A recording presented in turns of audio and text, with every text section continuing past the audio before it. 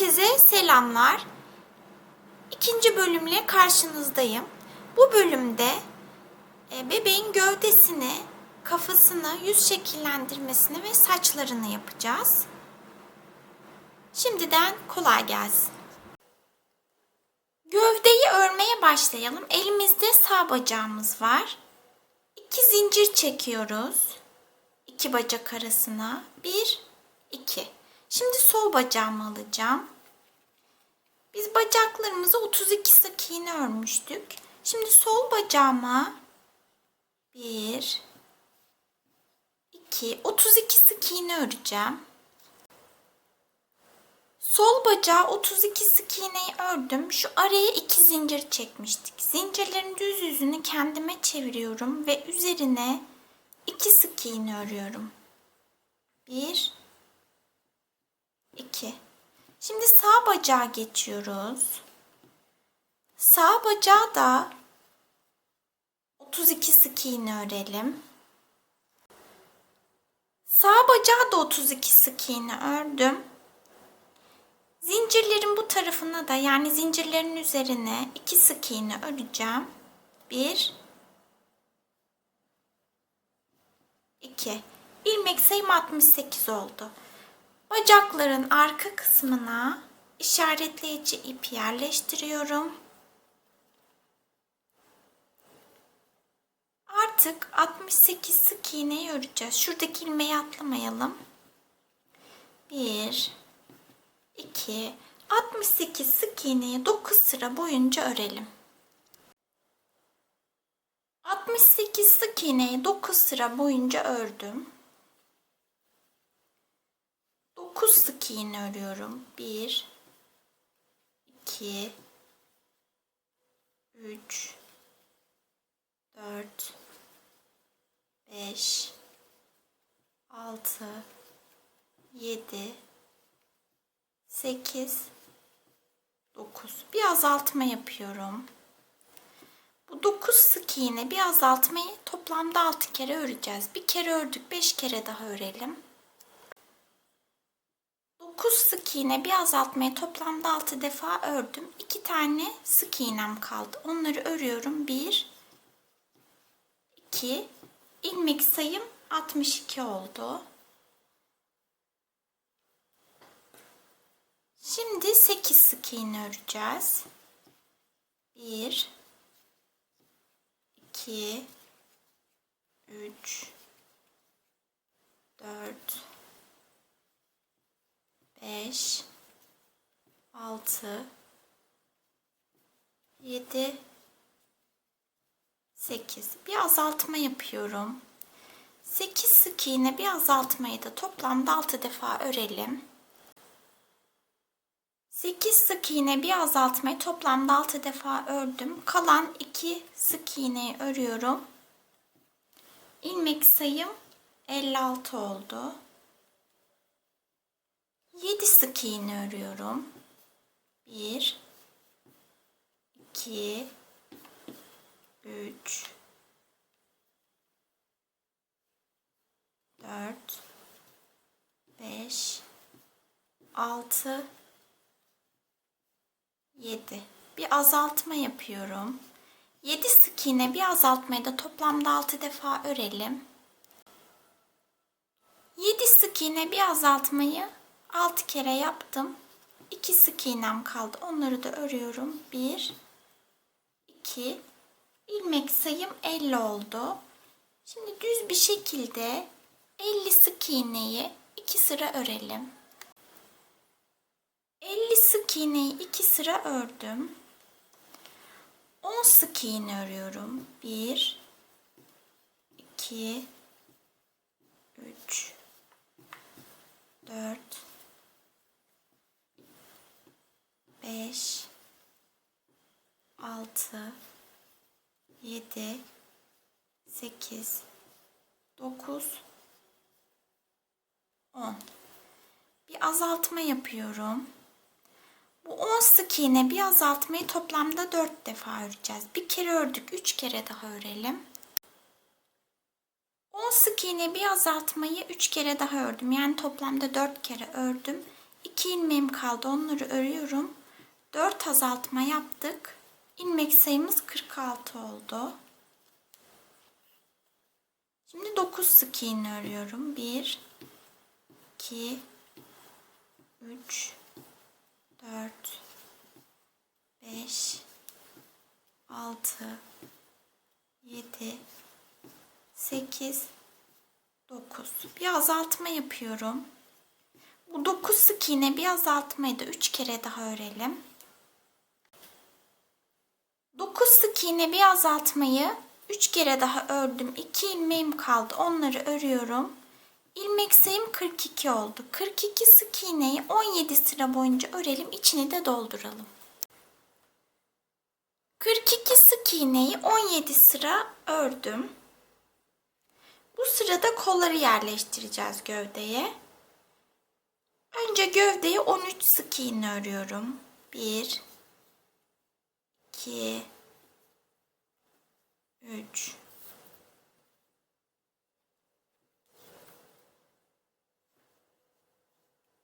4 5 6 7 8 9 10 11 12 13. Sol kolumuzu alıyoruz. Şu popcorn yapmıştık. Baş parmak öne bakacak şekilde şöyle yerleştireceğiz. O yüzden 4 ilmek, kola 4 ilmek gövdeye öreceğiz aynı anda. Şuradan saymaya başlıyorum. 1 2 3 4. ilmeğe batıyorum. Şimdi gövdeden de alacağım. Bir koldan aldım, bir gövdeden alıyorum. 1 koldan alıyorum, gövdeden alıyorum. 2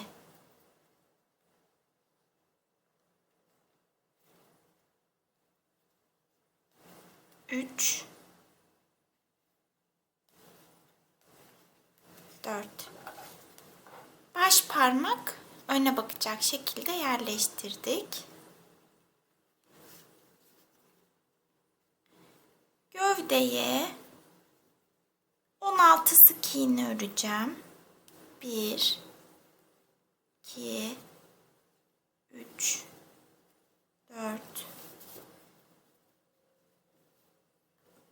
5 6 7 8 9 10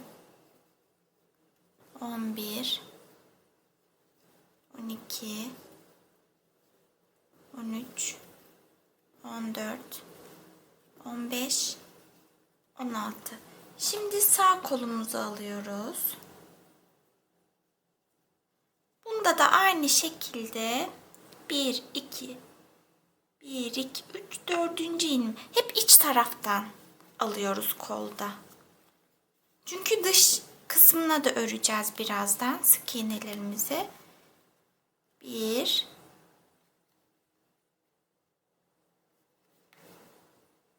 2 3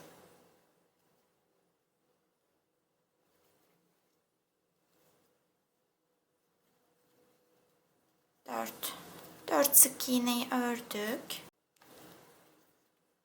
Geriye 5 sık iğnemiz kaldı. Onları örüyoruz. 1 2 3 4 5. Gövdeye 13 sık iğne örmüştük. Onu örüyoruz. 1 2 3 4 5 6 7 8 9 10 11 12 13.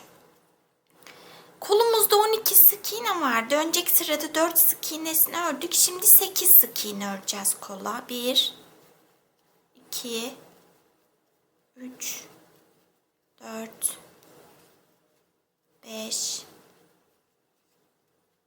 6,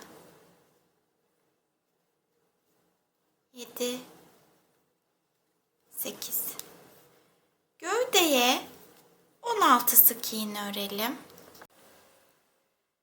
Gövdeye 16 sık iğneyi ördüm. Kolumuza 8 sık iğne örüyoruz. 1, 2, 3, 4, 5, 6, 7, 8.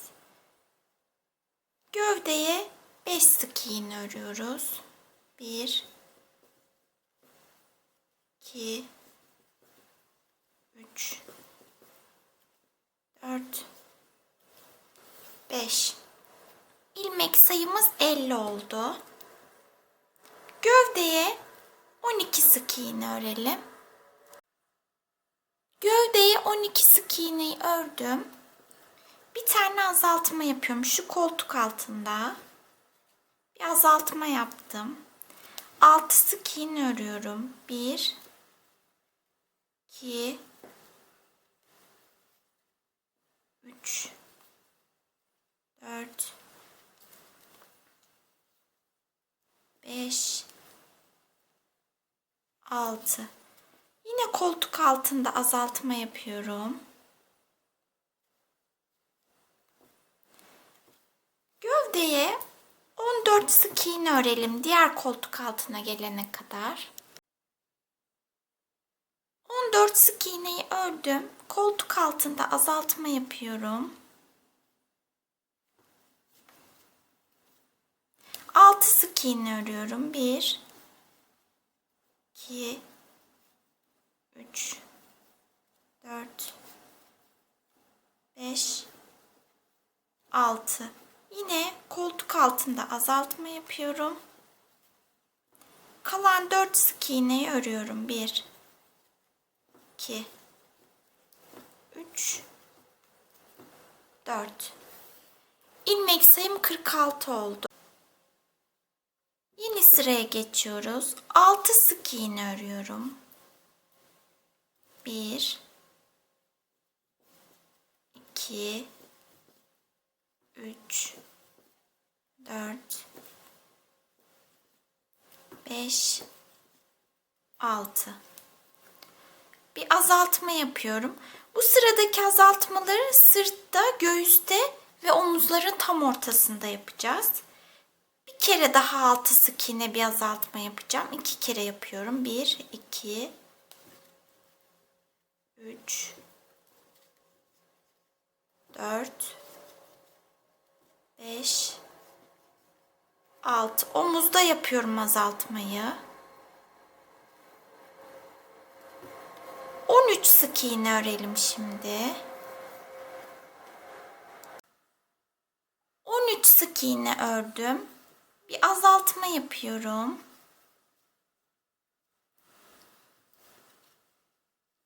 6 sık iğne örüyorum. 1, 2, 3, 4, 5, 6. Bir azaltma yapıyorum. Kalan sık iğnelerimi örüyorum. 1, 2, 3, 4, 5, 6, 7. Kalan 7 sık iğneyi ördüm. İlmek sayım 42. 5 sık iğne örüyorum. 1, 2, 3, 4, 5. Bir azaltma yapıyorum. 2 kere 2 sık iğne bir azaltma yapacağım. 1 2 sık iğne bir azaltma, bir kere daha 1 2 sık iğne bir azaltma, 11 sık iğne örelim. 1 2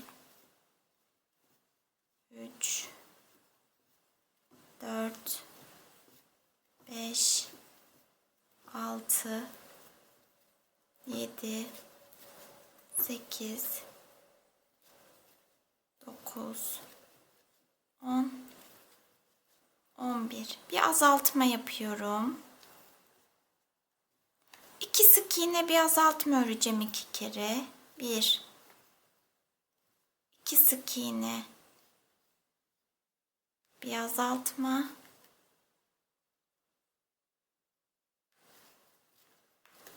bir kere daha 1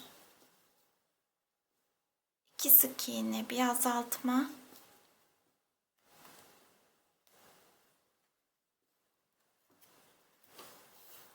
kalan 6 sık iğneyi öreceğim. 1 2 3 4 5 6. İlmek sayım 36 oldu. 2 sık iğne örüyorum. 1 2. Bir azaltma yapıyorum. 4 sık iğne örüyorum. 1 2 3 4. Bir azaltma yapıyorum. 4 sık iğne bir azaltmayı 5 kere örmeliyiz. Bir kere ördük. 4 kere daha örelim. 4 sık iğne bir azaltmayı 4 kere daha ördüm. 2 ilmeğim kaldı. Onları da örüyorum. 1 2. İlmek sayım 30 oldu. Şimdi gövdeye tel yerleştireceğim. Şöyle 38 santimlik tel kestim. Teli keserken 38 santimlik keseceğiz. Sonra ikiye katladım. Uçlarını kıvırıp bantla sardım. Ben tahmini kestim bunu. Biraz uzun olabilir. O yüzden şu kısmı şöyle iki bacak arasına yerleştireceğim. Şu dışarıda kalacak. Eğer uzun gelmiş olursa kesip tekrar bantla sarabiliriz. Şöyle elyaflardan yer açalım önce.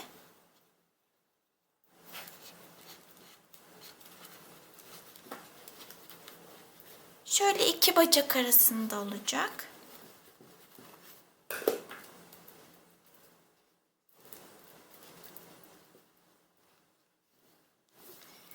Şunları da şöyle saracağız. Şöyle yapalım. Çok germeyelim. Şurada biraz fazlalık kalsın.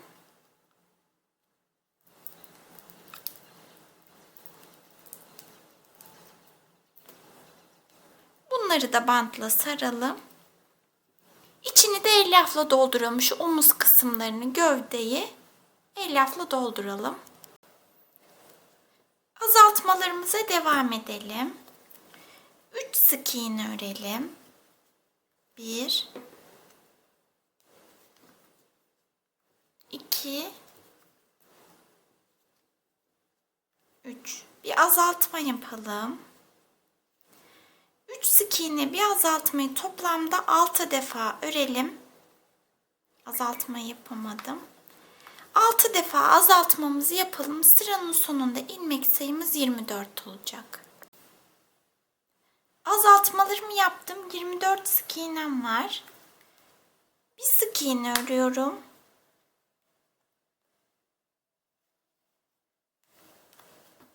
Bir azaltma yapıyorum.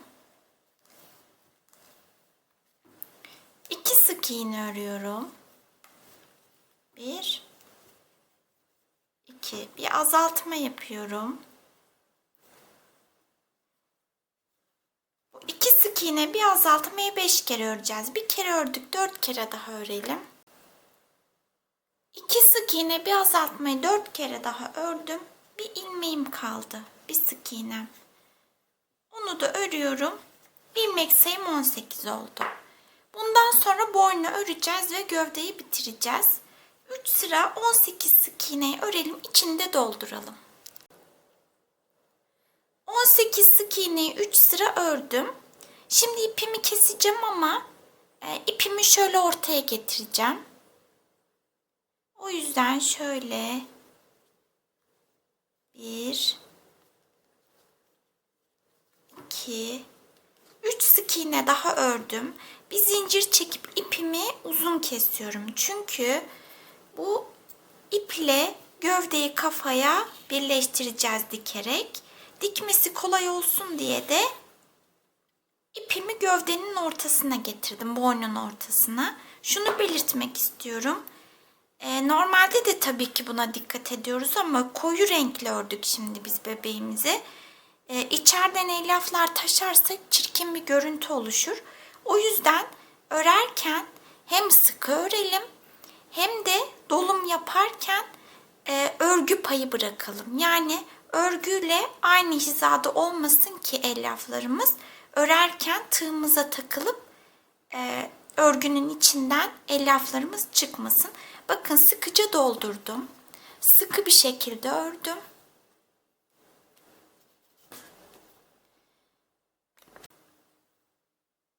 Gövdeyi ördük, bitirdik. Artık kafa yapımına geçebiliriz. Kafayı örelim. Sihirli halkayla başlayalım örmeye. Halkanın içine 6 sık iğne örüyorum. 1 2 3 4 5 6. Halkayı kapatıyorum.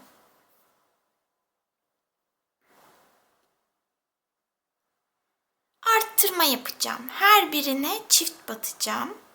6 tane arttırma yapıyorum.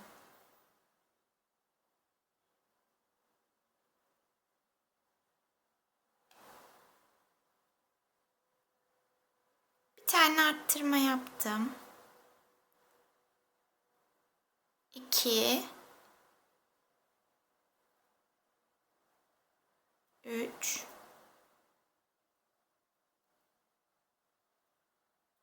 4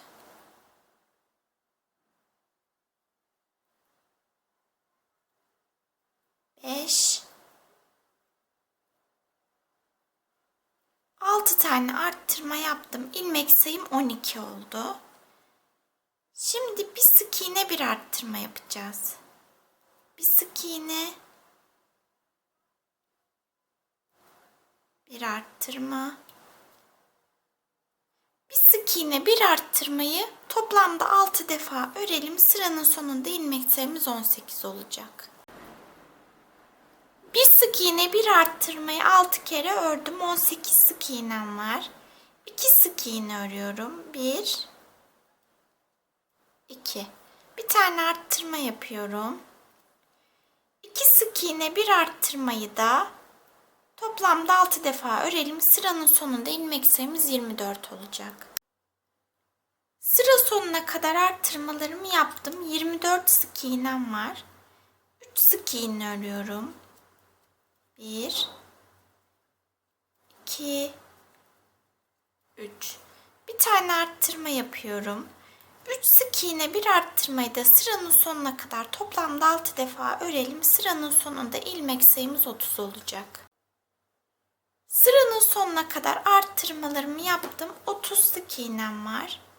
4 sık iğne örüyorum. 1 2 3 4. Bir arttırma yapıyorum. Bu 4 sık iğne bir arttırmayı da sıranın sonuna kadar toplamda 6 defa örelim. Sıranın sonunda ilmek sayımız 36 olacak. Sıranın sonuna kadar arttırmalarımı yaptım. İlmek sayım 36. 5 sık iğne örüyorum. 1 2, 3, 4, 5. Bir arttırma yapıyorum. Bu 5 sık iğne bir arttırmayı da toplamda 6 defa örelim. Sıranın sonunda ilmek sayımız 42 olacak.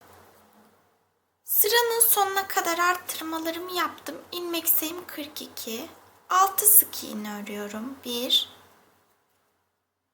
2, 3, 4, 5, 6. Arttırma yapıyorum.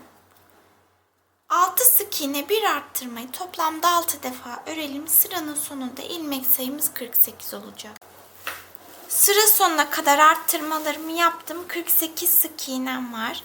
7 sık iğne örüyorum. 1, 2, 3, 4, 5, 6, 7. Bir arttırma yapıyorum. 7 sık iğne bir arttırmayı sıra sonuna kadar toplamda 6 defa örelim. Sıranın sonunda ilmek sayımız 54 olacak. Sıra sonuna kadar arttırmalarımı yaptım. 54 sık iğnem var. 8 sık iğne örüyorum. 1, 2, 3, 4, 5, 6, 7, 8. Arttırma yapıyorum. Bu 8 sık iğne bir arttırmayı sıranın sonuna kadar toplamda 6 defa örelim. Sıranın sonunda ilmek sayımız 60 olacak. Sıra sonuna kadar arttırmalarımı yaptım. 60 sık iğnem var. 9 sık iğne örüyorum. 1, 2, 3, 4, 5, 6, 7, 8, 9. Bir arttırma yapıyorum. Bu 9 sık iğne bir arttırmayı da toplamda 6 defa örelim. Sıranın sonunda ilmek sayımız 66 olacak. Sıra sonuna kadar arttırmalarımı yaptım. 66 sık iğnem var. 66 sık iğneyi 11 sıra boyunca örelim. 66 sık iğneyi 11 sıra boyunca ördüm. 27 sık iğne örelim. 27 sık iğneyi ördüm. Kilitli gözler için onları yerleştirmemiz için boşluklar oluşturacağız. O yüzden bir zincir çekiyorum. Zinciri şöyle biraz bol çekelim. Bir ilmek atlayacağım. Sonraki ilmeğe sık iğnemi örüyorum. 10 sık iğne öreceğim. 1, 2, 3, 4, 5, 6, 7, 8, 9, 10. İlk boşluğumu oluşturdum. Bir zincir çekip bir ilmek atladım. İlk gözümü buraya yerleştireceğim. İki göz arasında da 10 sık iğne var. Tekrar elimi bol tutarak bir zincir çekip bir ilmek atlıyorum. 27 sık iğne örüyorum. 1, 2, sıranın sonuna kadar 27 sık iğneyi öreceğiz. Birer ilmek atladığımız için sıranın sonunda 64 sık iğnemiz olacak. Sıranın sonuna kadar 27 sık iğneyi ördüm. Şu boşluklara gözlerimizi yerleştireceğiz. Şimdi bu sırada 64 olan sık iğne sayımızı tekrar 66'ya çıkaracağız. Bunun için şuralara zincir çekmiştik. Bu zincirlerin üzerine de 1, 2 tane sık iğne öreceğiz. Sayımız 66'ya çıkacak. Şimdi ilk zincirimize kadar 27 sık iğneyi örelim. İlk zincire gelene kadar. 27 sık iğneyi ördüm. Şimdi ilk zincirime geldim. Bu zincirin üzerine bir tane sık iğne örüyorum. Araya 10 sık iğne örmüştük. 10 sık iğneyi örüyorum. 1, 2, 3, 4, 5, 6, 7, 8, 9, 10. İkinci zincirime geldim. Bu zincirin üzerine de bir tane sık iğne örüyorum. Kalan 27 sık iğneyi örelim. Sıranın sonunda ilmek sayımız tekrar 66 olacak. Kalan 27 sık iğneyi de ördüm. 66 sık iğnem var. Yeni sıraya geçtik. 1, 2, 18 sık iğne örelim. 18 sık iğne ördüm. Şimdi arttırmalar yapacağız. Yanakları oluşturmak için. Bir sık iğne, bir arttırma yapıyorum 5 defa. Bir sık iğne, bir arttırma, bir kere yaptım. Bir sık iğne, bir arttırma, 2 defa yaptım. Bir sık iğne, bir arttırma 3. Bir sık iğne, bir arttırma 4. Bir sık iğne, bir arttırmayı 5 kere ördüm. Bir arttırma yapıyorum. 8 sık iğne örüyorum. 1, 2, 3, 4, 5, 6, 7, 8. Bir tane arttırma yapıyorum. Bir sık iğne, bir arttırma yapacağım. 5 defa. Bir sık iğne, bir arttırma, bir kere yaptım. Bir sık iğne, bir arttırma, 2 kere yaptım. Bir sık iğne, bir arttırma 3. Bir sık iğne, bir arttırma 4. Bir sık iğne, bir arttırmayı 5 kere ördüm. Kalan 18 sık iğneyi örelim. Sıranın sonunda ilmek sayımız 78 olacak. Kalan 18 sık iğneyi ördüm. 78 sık iğnem var. Bu 78 sık iğneyi düz bir şekilde 5 sıra öreceğim. Fakat şu boşluk oluşturduğumuz yerlere kilitli gözlerimizi takacağız. Şöyle ben 14 milimlik kahverengi bir göz kullanacağım.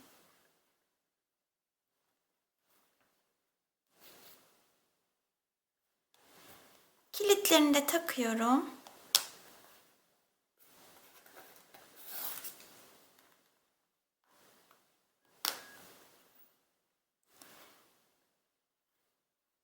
Şimdi 78 sık iğneyi 5 sıra boyunca örelim. 78 sık iğneyi 5 sıra ördüm. Yeni sıraya geçiyoruz. 11 sık iğne örüyoruz. 1, 2, 3, 4, 5, 6, 7, 8, 9, 10, 11. Bir azaltma yapıyorum.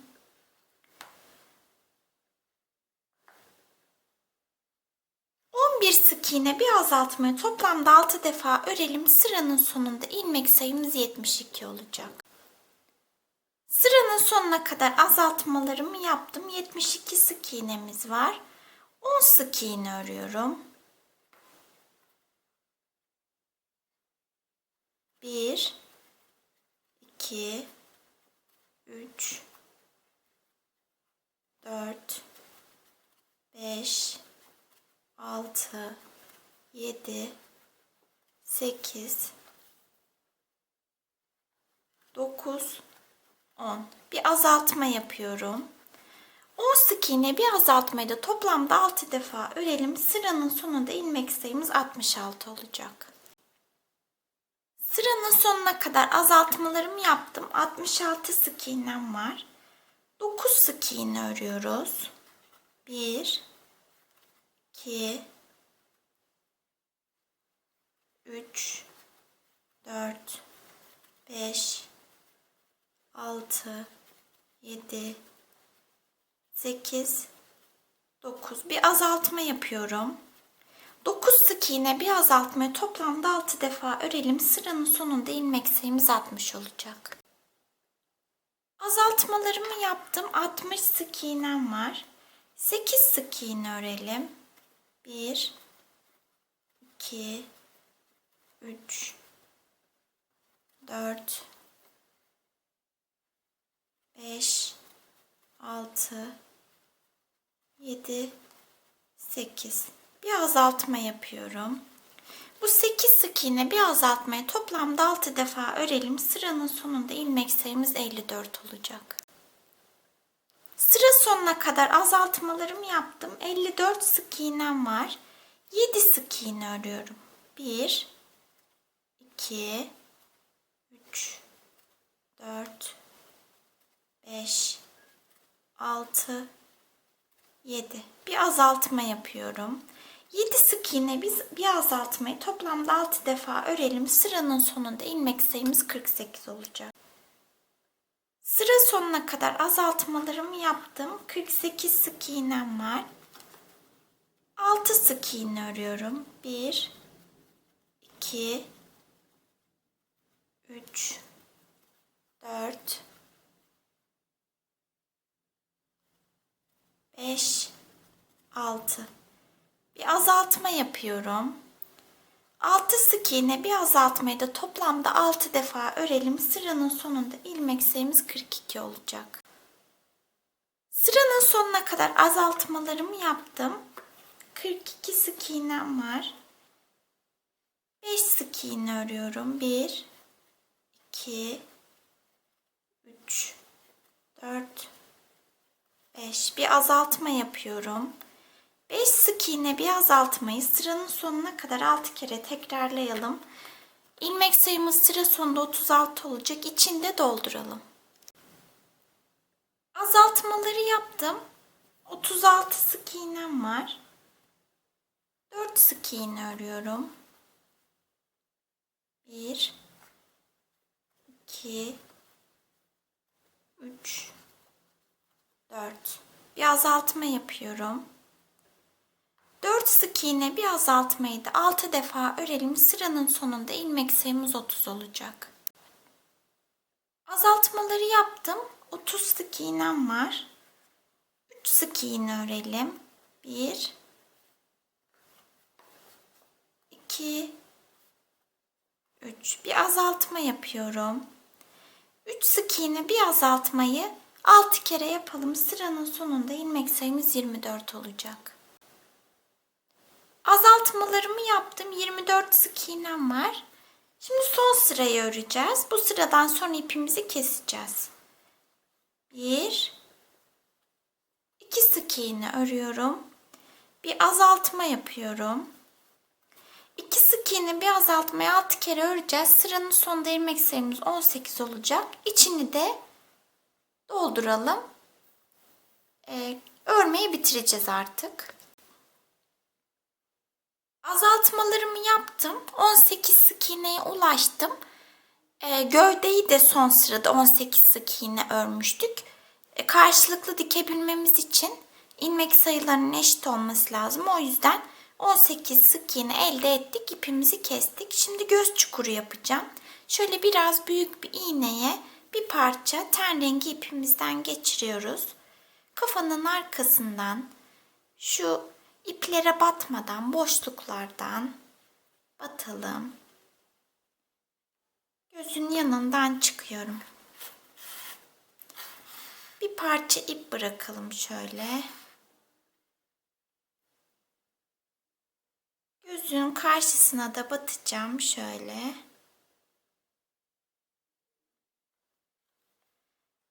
Herhangi bir yerden çıkacağım.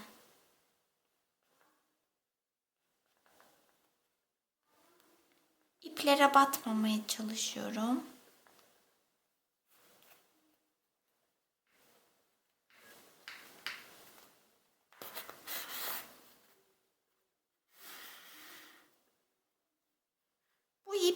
gözün altına girecek. Aynı yere tekrar batacağım. Bu ip de içeriye girecek. Yine gözün yanına çıkacağım. Şöyle. İpim içeriye girecek. İçeriye girdi. Bu sefer gözün üstü için yine şöyle gözün dibine batıyorum. İlk battığımız yere çıkacağız bu sefer. Şöyle.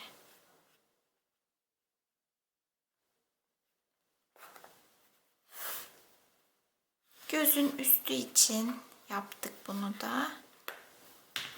Bu ipleri şöyle çekiştiriyoruz. Şöyle. Çekiştirebildiğimiz kadar. Sonra bunları bağlayacağız.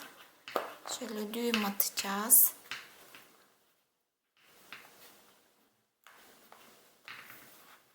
Birkaç kere düğüm atalım. Sonra ipimizi keselim, içeriye alalım bu ipleri. Aynısını diğer göz için de uygulayacağız.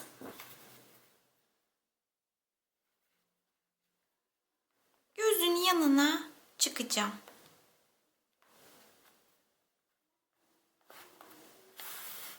Bir parça ip bırakıyorum. Karşıya dibine batıyorum gözün. Yine herhangi bir yere çıkıyorum.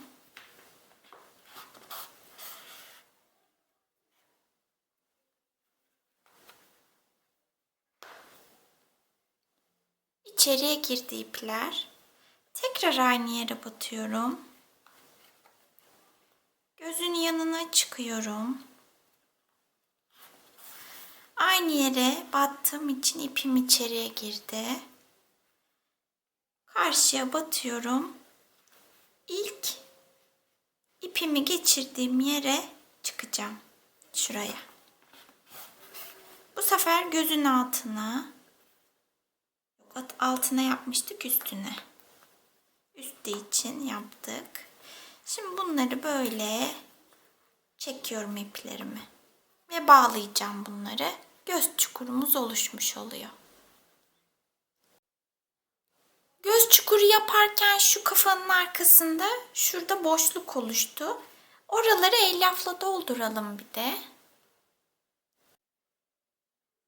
Boşluk kalan yerleri doldurdum. Sıkıca doldurdum kafayı.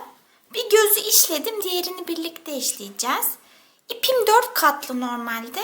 Ama ben 2 katını kullanacağım şöyle.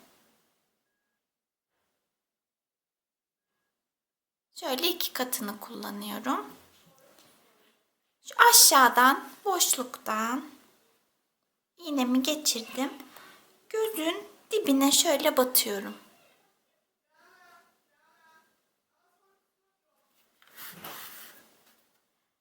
Aynı hizada şuraya batacağım. 1,5 ilmek alıyorum. 1,5. Böyle. Şuradaki ilmeğin yarım bulunuyor. O yüzden bir ilmek almıştım burada. Aynı eşit olsun diye 1,5 ilmek aldım.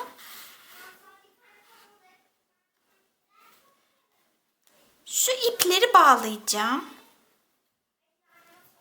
Şimdi beyaz ipimi alıp geliyorum. İpi olduğu haliyle kullanacağım. Katlarını ayırmıyorum. 4 katlı şu an. Şimdi şöyle aşağıdan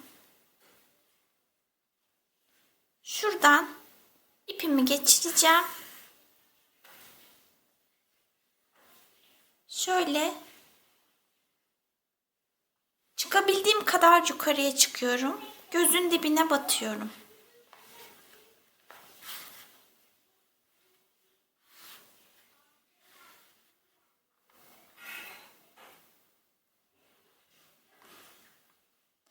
Bu ip böyle öne düşüyor. Bunu engellemek için ben yapıştıracağım. Yapıştırırken de direkt yapıştırıcıyı sürmüyorum şöyle. O zaman dağılıyor. Şöyle yapacağım. Kürdanı şöyle yapıştırıcıya buluyorum. Zaten hemen yapışıyor. Şöyle azıcık sürsek de yeterli.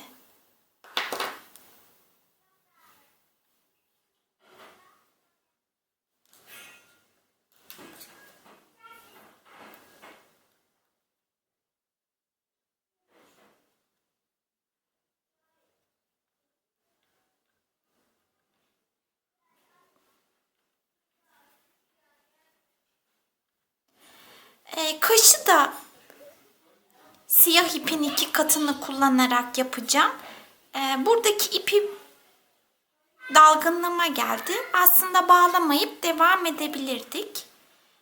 Şimdi yine siyah ipimizi alalım. Yine ipin 2 katını aldım. Kaşı yapacağız. Kaşı şöyle şu siyah çizgi, gözün üzerindeki siyah çizgiden 1, 2, 3, 4 ilmek yukarıya çıkacağım. Şöyle gözün bitiminden değil de bir sıra içeriye gireceğim şöyle. Şuraya batacağım.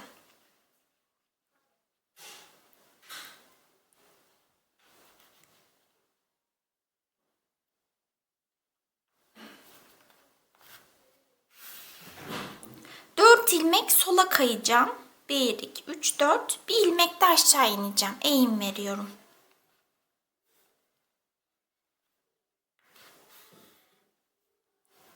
Bu şekilde. Şimdi burnu işleyeceğiz. Kendi kullandığım ipi aldım. Şimdi burnu işleyeceğiz.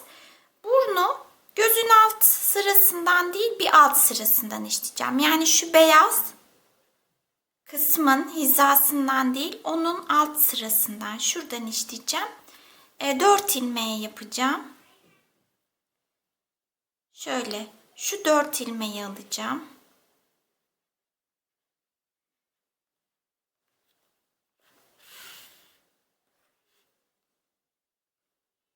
Şimdi bu 4 ilmeği aldığımda sağdaki göze 2 ilmek kalıyor. Soldaki göze de şöyle 2 ilmek kalıyor. O yüzden ortalıyoruz. Ortalayarak yapacağız burnumuzu. 1 2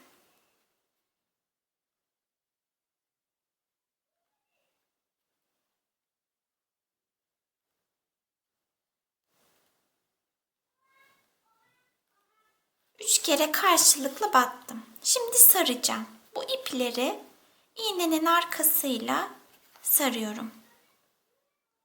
Takılmasın iplere diye arkasıyla sarıyoruz. Üst üste binmeyecek şekilde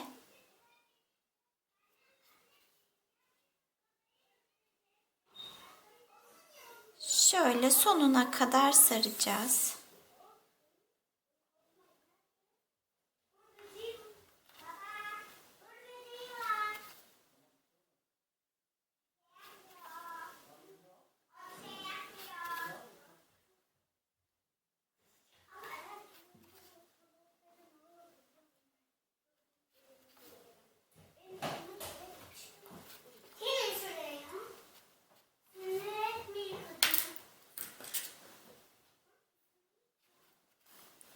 Sardım.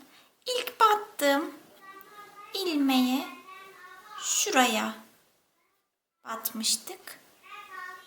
Ona batıp aşağıdan çıkıyorum. Şimdi bu ipleri birbirine düğümleyeceğim. Şimdi ağız çukurunu yapacağız. Şöyle 4 ilmeği baz alacağım. Burundan da 1, 2, 3, 4 sıra aşağı iniyorum. 4 ilmeği baz alıyorum. Burunla aynı hizada. Şimdi şu ilk iğnemin olduğu yere çıkacağım. Şurada biraz ip bırakacağım. Bir de sol tarafa batacağım. Bir ilmek. Şimdi diğer iğnemin olduğu ilmeğe batacağım. Bunun da bir ilmek sağına batacağım şöyle. Şuraya.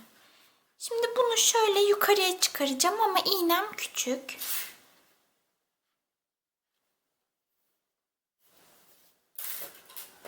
Büyük bir iğneye geçiriyorum ipimi.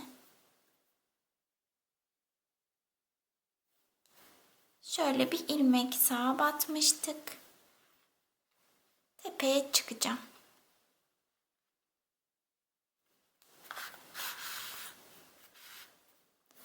Sonra diğer uçtaki ipimi de tepeye çıkaracağım.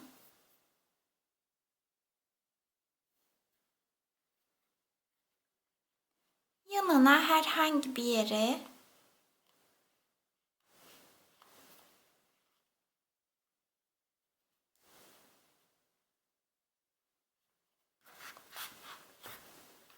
şimdi bu ipleri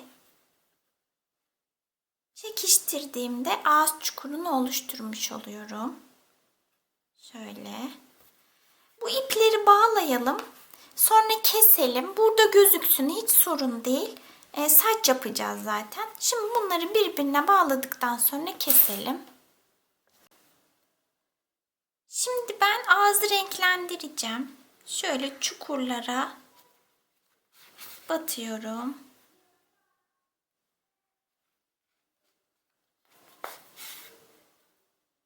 Bir kere daha batacağım.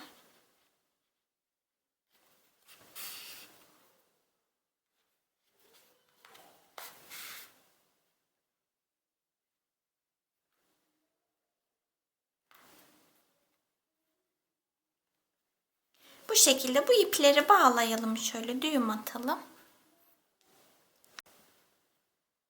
Kulağın birini yaptım. Diğerini birlikte yapacağız. Yerini şöyle belirliyorum. Burnun altından, alt sırasından saymaya başlıyoruz. Şöyle yaptım. 1, 2, 3, 4, 5, 6, 7, 8, 9, 10, 11, 12, 13, 14, 15, 16, 17 sık iğne saydım. Burayı da öyle yapacağız. 1, 2, 3, 4, 5, 6, 7, 8, 9, 10, 11, 12, 13, 14, 15, 16, 17. Şurası.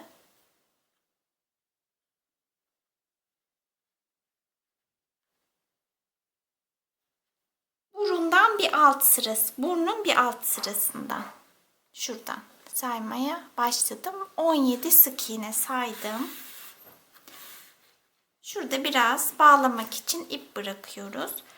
4 ilmek yukarıya çıkıyorum. 1, 2, 3, 4. Şöyle.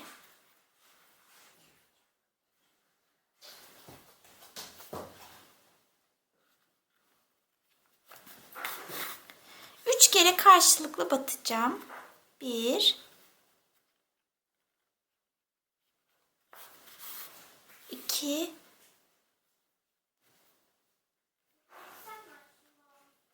3. Şimdi öreceğim.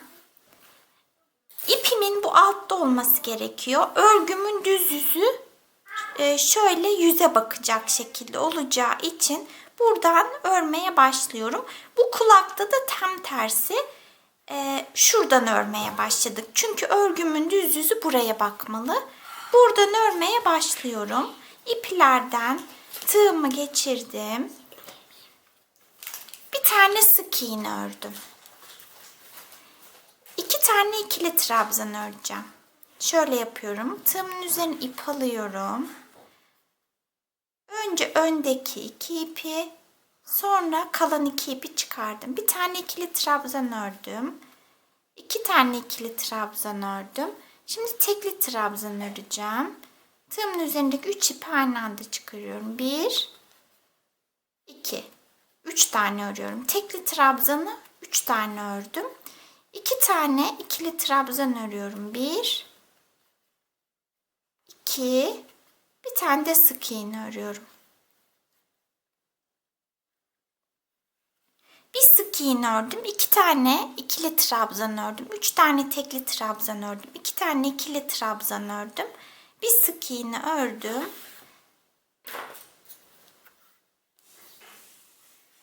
İpimi iğne yardımıyla şöyle şuraya batmıştık. 4. ilmeğim orasıydı. Buraya çıkarıyorum.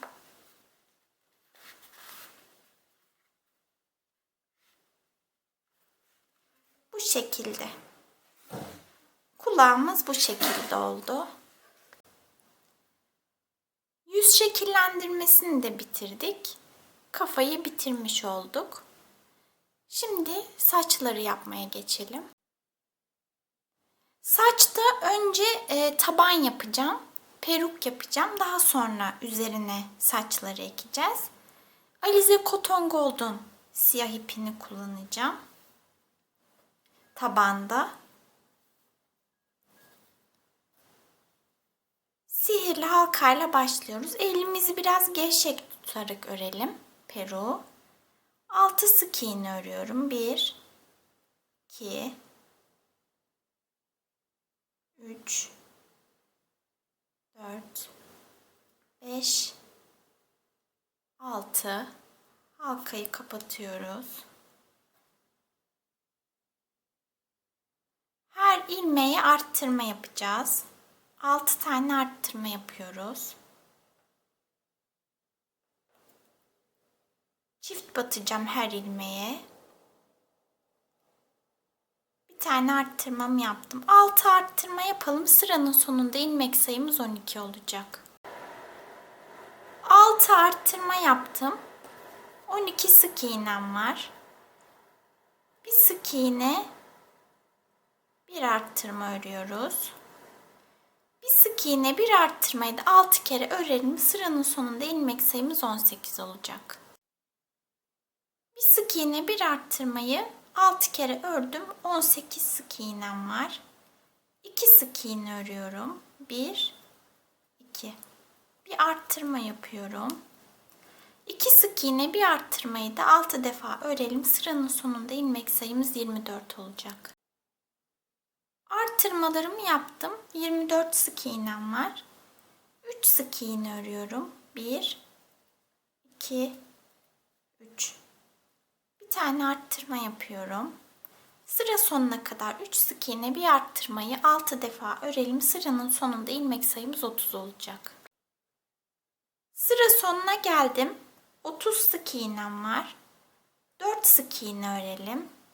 1 2 3 4. Bir arttırma yapalım.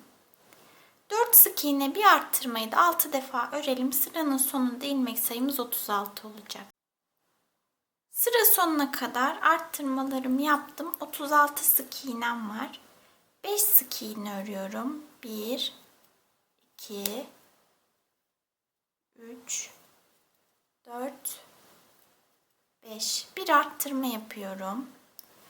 5 sık iğne, bir arttırmayı 6 defa örelim. Sıranın sonunda ilmek sayımız 42 olacak. Sıranın sonuna geldim. 42 sık iğnem var. 6 sık iğne örelim. 1 2 3 4 5 6. Bir arttırma yapıyorum. 6 sık iğne, bir arttırmayı da toplamda 6 defa örelim. Sıranın sonunda ilmek sayımız 48 olacak. Sıranın sonuna geldim. 48 sık iğnem var. 7 sık iğne örelim. 1 2 3 4 5 6 7. Bir arttırma yapalım. 7 sık iğne, bir arttırmayı da 7 defa örelim. Sıranın sonunda ilmek 6 defa örelim pardon. Sıranın sonunda ilmek sayımız 54 olacak. Sıranın sonuna geldim. 54 sık iğnem var. 8 sık iğne örelim. 1 2 3 4 5 6 7 8. Bir arttırma yapalım. 6 defa 8 sık iğne, bir arttırmayı örelim. Sıranın sonunda ilmek sayımız 60 olacak. Sıranın sonuna geldim. 60 sık iğnem var. 9 sık iğne örelim. 1 2 3 4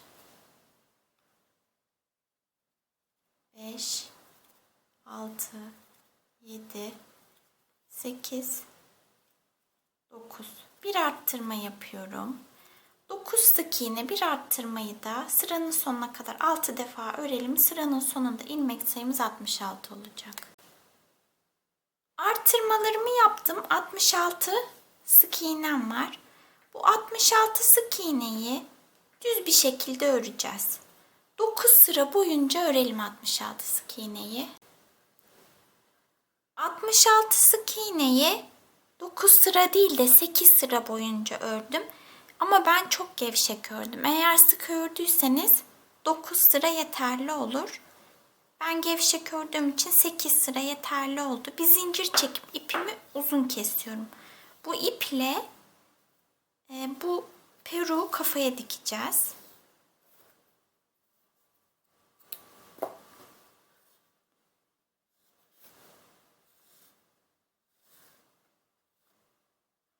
Şuralara şöyle saçlarımızı ekeceğiz daha sonra. Saçları direkt kafaya da ekebilirsiniz.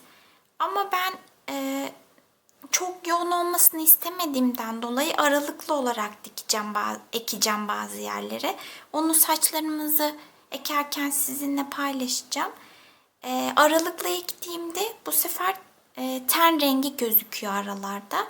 Gözükmesin, saçla peruk aynı renk olsun, saçlar arada gözükmesin diye ben şimdi taban ördüm, peruk ördüm. Bunun üzerine saçları ekeceğiz. Şimdi saçlarımızı yapalım. Saçta bu ipi kullanacağım. Marka Bonbon'un. Bu ipin özelliği %100 akrilik olması. Şiş olarak da metal şiş kullanacağım. 5 numara.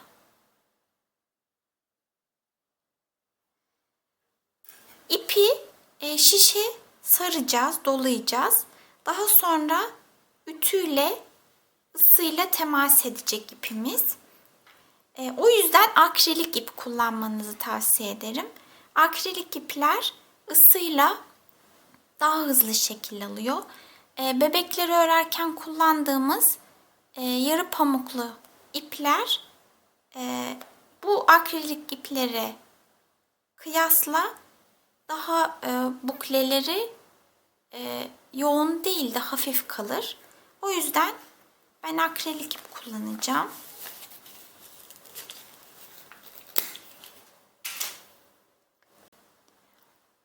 İpi şişe saracağız.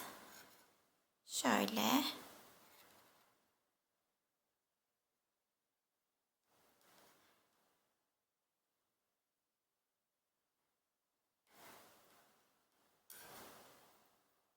Şöyle şişi döndürüyorum, sarıyorum. Tamamen şişi dolduralım, aralarda boşluk kalmasın. Böyle zor geliyorsa şöyle yapıp sonra itebiliriz. Şöyle.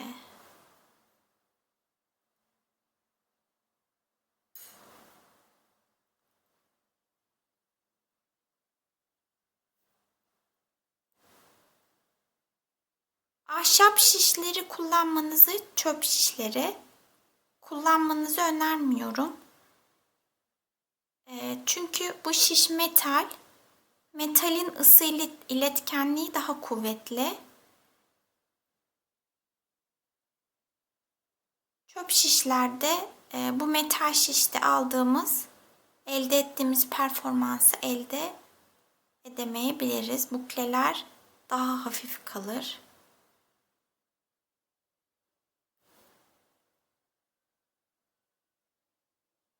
Şu uca kadar sarıp geleceğim. Sona kadar geldim. İpimi kesiyorum.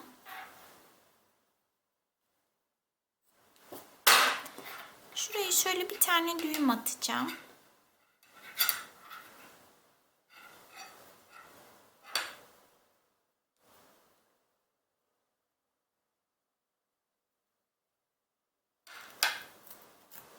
Şu şekilde. Şimdi ütüleyeceğiz. Diğer şişi de sardım. İplerimi. İki şişinde numaralar aynı olsun. Biri ince, biri kalın olmasın. Şimdi bunları ütüleyelim. İpleri buharlı ütüyle ütüleyeceğiz. şöyle döndürerek döndüre ütülüyoruz. 1-2 dakika boyunca ütüleyelim. Hep buhar veriyoruz.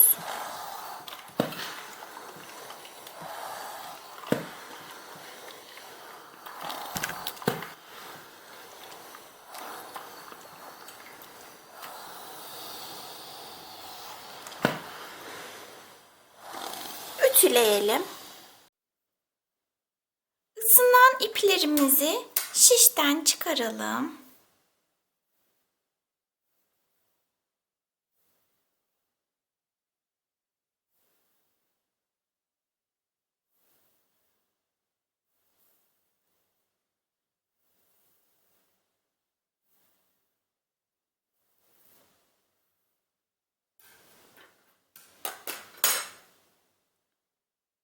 Şu uçta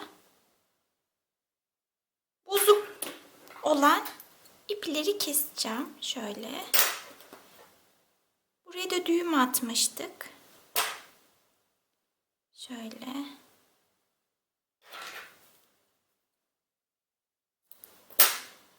Ben bu ipi 4'e katlayacağım. Bu saçı.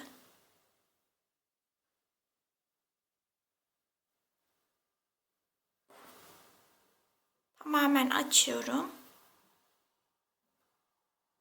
Şöyle 4'e katlıyorum. Şimdi keseceğim.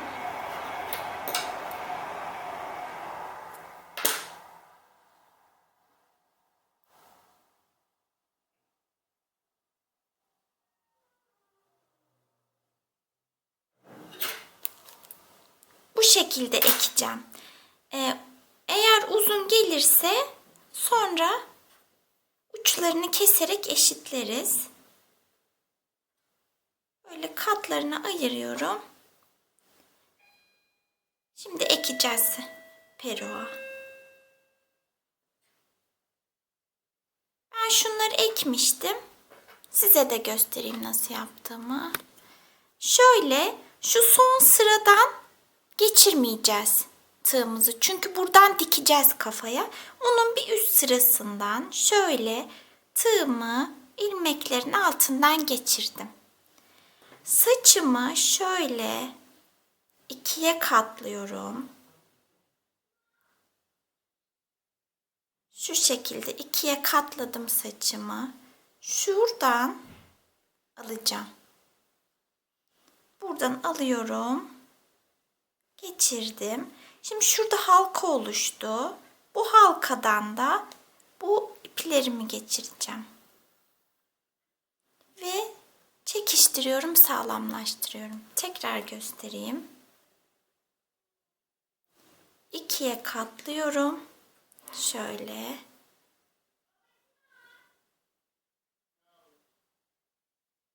İlmeklerimden tığımı geçiriyorum. Tam ortadan alıyorum. Şu halkadan bu iplerimi geçiriyorum. Bu şekilde ekeceğiz saçlarımızı. Bu ilk sıra kafanın önünde olacak. Yani yüze dökülecek. O yüzden bunları sık bir şekilde ekelim. Yani her ilmeğe saç ekelim. Tepeyi de öyle. Tepe de önemli. 1-2 sıra tepeyi de sık bir şekilde her ilmeğe ekelim. Diğer sıraları aralıkla ekeceğim. Son halini sizinle paylaşacağım. Saçları ektim ben. Şöyle. Nasıl ektiğimi anlatacağım.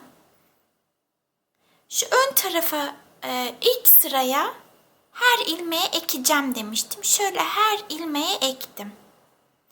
Sonraki sırada ikinci sırasında şöyle şuralara birer ilmek atlayarak ektim. Üçüncü sıraya da birer ilmek atlayarak diktim. Sonraki sıraları aralarda 2 ilmek atlayarak diktim. Bir de bir sıra atladım. Yani hemen 4. sıraya değil 5. sıraya ektim. 2 ilmek atladım. Sonraki sırayı da öyle yaptım. Bir sonrakini de öyle yaptım.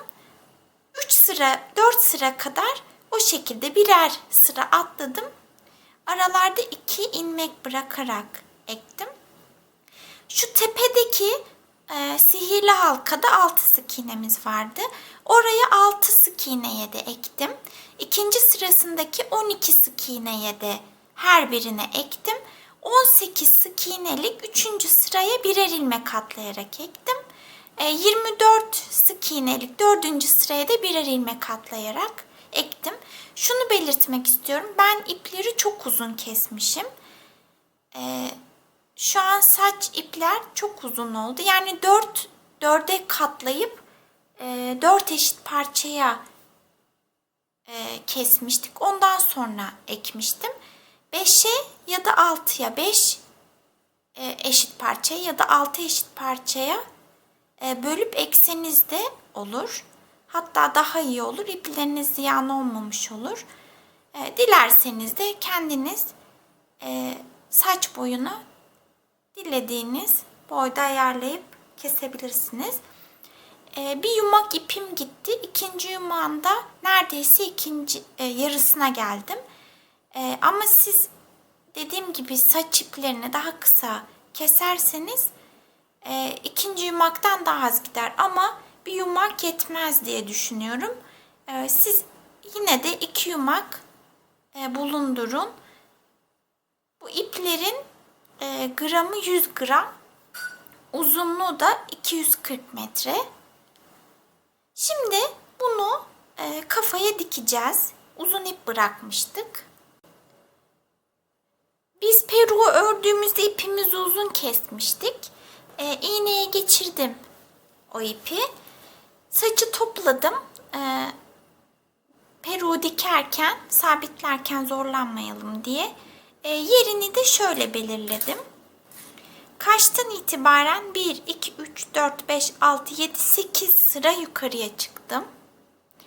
Şöyle iğnelerle sabitledim. Şimdi dikeceğim. Nasıl dikeceğimi gösteriyorum.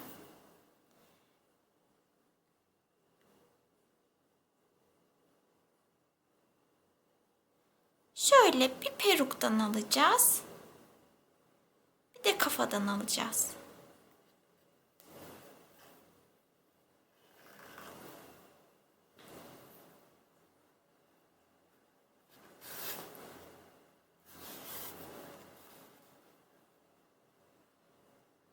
Bir peruktan alıyorum. Bir kafadan alıyorum. Ben 1-2 ilmek atlayarak dikiyorum ama her ilmeği de dikebilirsiniz.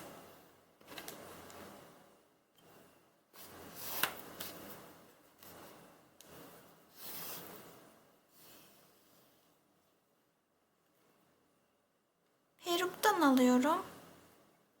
Kafadan alıyorum.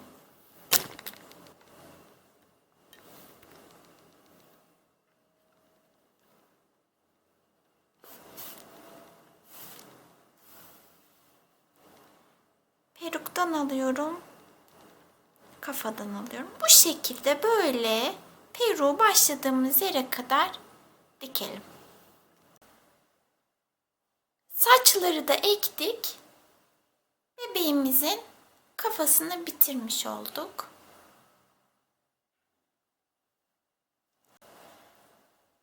Şimdi kafayla gövdeyi birbirine birleştireceğiz. Şöyle ben parmağımla yer açtım. Elyaflardan. Şöyle yerleştiriyorum. İğneye taktım. Fazladan ip bırakmıştık gövdede. Tam böyle öne bakacak şekilde ayarlıyorum. Şu şekilde dikeceğim. Nasıl dikeceğim size göstereceğim. İpim boyunda. Şimdi kafadan bir ilmek alacağım. Şöyle.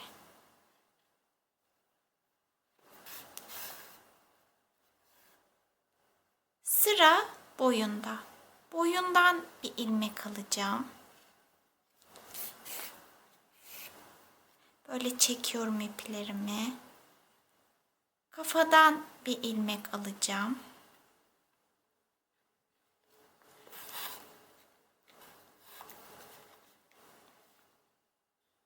Boyundan bir ilmek alacağım. Zaten karşılıklı aynı 18-18. Bu şekilde kafayı gövdeye dikerek birleştirelim. Bu bölümün de sonuna geldik. Bu bölümde bebeğin gövdesini, kafasını ve saçlarını ördük, bitirdik. 3. bölümde görüşmek üzere. Hoşça kalın.